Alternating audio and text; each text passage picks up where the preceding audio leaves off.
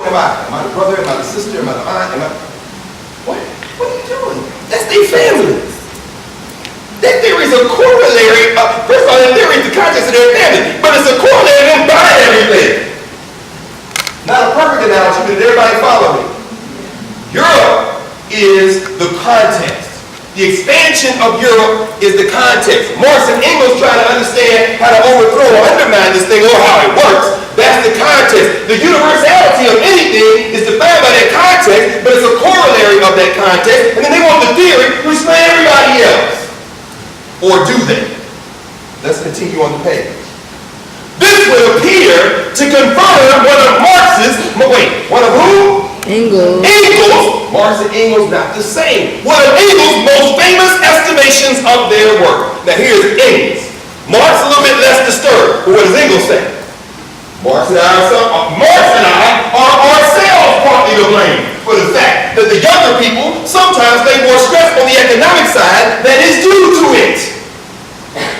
We had to emphasize the main principle vis-a-vis our adversaries who deny it. Meaning what? They're going to argue over determination on the economic side because you got people on the other side that argue what? It's not economics. And y'all have been in an argument like that? You were arguing with somebody, you could understand the point they were making, but you needed to make the point that they denied for you. I think black men just don't like black women. No, wait, it's not sex. You got to look at the cultural part. You saying to yourself, I know some brothers like that. But I can't really concede that right now because I'm trying to make a point that you ain't making at all. But if you do that long enough, you forget to go back and concede that point and strengthen your theory. And we have not always, here we go, the time, the place, or the opportunity to do what? Allow the other elements involved in the interaction to come into their rights. But when it was a case of presenting a section of history, that is a practical application, it's a different matter. And there, no error was possible. So the Robinson writes, Engels was absolutely correct. Though the instance to which he was immediately responding might deceive. Meaning what? Engels was correct. You can't get this wrong in real time. But Robinson is really saying what? He knew that.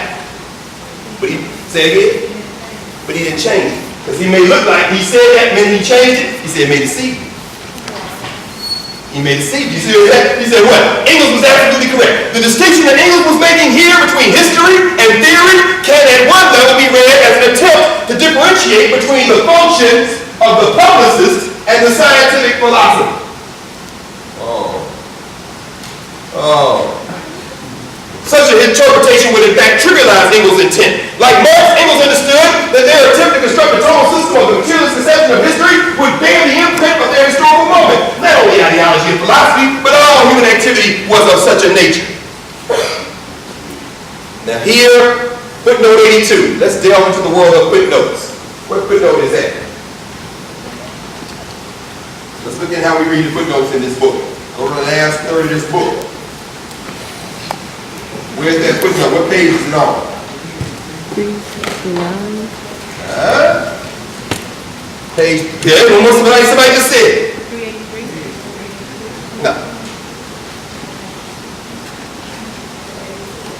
One more time. 359. That's 359, but you got two of the numbers right. 329. You see it? Footnote 82. What is he about to quote from? Engels to Joseph Locke. Locke, that's right. Or Bloch. Locke. Engels to Joseph Locke, which means it's probably a what? Letter. A letter. Outside, meaning what? You already cited it earlier in the footnotes. Citing it again. He says Engels is paraphrasing Marx's opening statement in the 18th Brumaire of Louis Bonaparte. Let's go back. We won't read Marx's quote because it's a very famous quote there, footnote 82. We will read Engels' paraphrase of Marx's quote. In this letter, he wrote to Bloch, which now we return to page 41. We make our history ourselves, but in the first place, under very definite assumptions and conditions. Among these, the economic ones are ultimately decisive, but the political ones, etc., and indeed even the traditions which haunt human minds also play a part, although not the decisive one. Give me an example of history that is now commonplace, that was shaped by economic decision made at a particular historical moment, that now has become part of culture and everything else that's blended in as a result of what that person did. Somebody give me an example of something we all do now that nobody thinks about. Say what?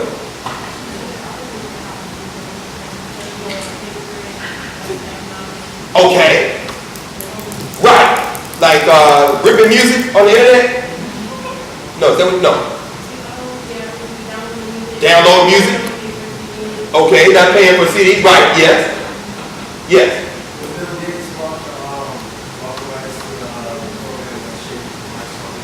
Paul Marcus, why do you? Because it was good investment. That's strictly economic. Any other reason? He's a curious geek who wants to know how it works. He definitely getting sued because they're instructed for that. Why do y'all rip music? Because you can. Why did the first person do it? You won't pay for it, but why did the first person do it? They didn't want to pay for it. Maybe it was a DJ who really wanted to have the new cut, and they knew somebody was going to have something cool that night, so they went and figured out a way to get this off. In other words, it started for economic reasons, but also other reasons. Now everybody does it, and you back them and say, this is clearly economics. No, it ain't just economics. But now we do it, and we don't think about it. Who else said their hand up? Somebody else said, yes. Recycling. Recycling. Where'd that come from? Somebody not having money to buy another, whatever it was. How about that? I want to save money, but also, you know what? I just like this plastic bottle. I like the shade of, I like looking through it. It's like glass. It's not really. Someone will keep saving these, and I'm saving money.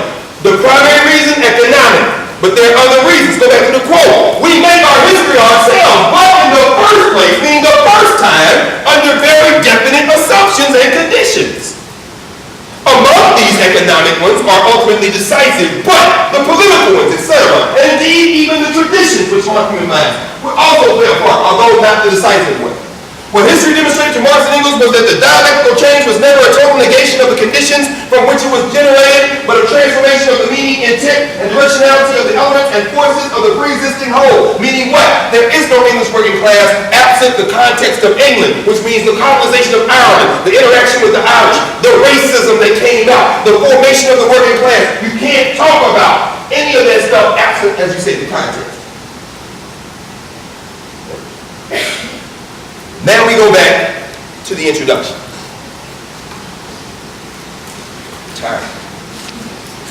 I'm kidding. Page 1 again.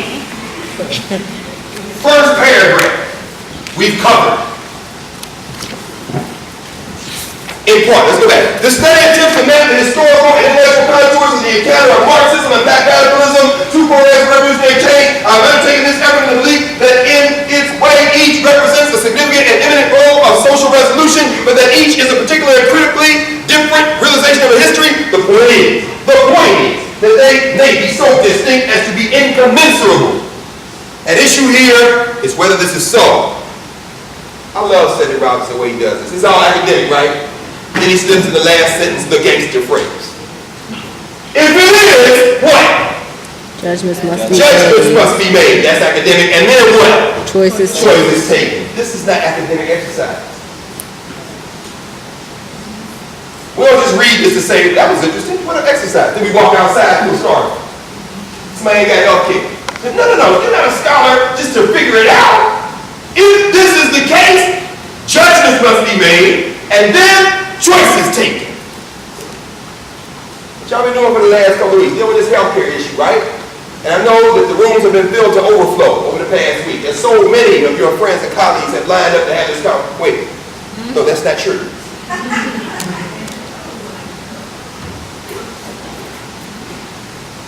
What do we do? Now, what do we do? Keep beating up people? You're not beating up anybody, are you? You want people to work in their own interests. Why are people disaffected? Is that what you're trying to figure out? Can you figure out why? On Sunday, Bill Cosby will be here. Right? They added tickets. Oh, they had the tickets already? Yeah. I went over there. I wonder how many they had for students. 20? I got mine. Yeah, why? Because, again, somebody go to check the Howard and they decided we could rent you out again and we will come here and have this conversation using your name, but not necessarily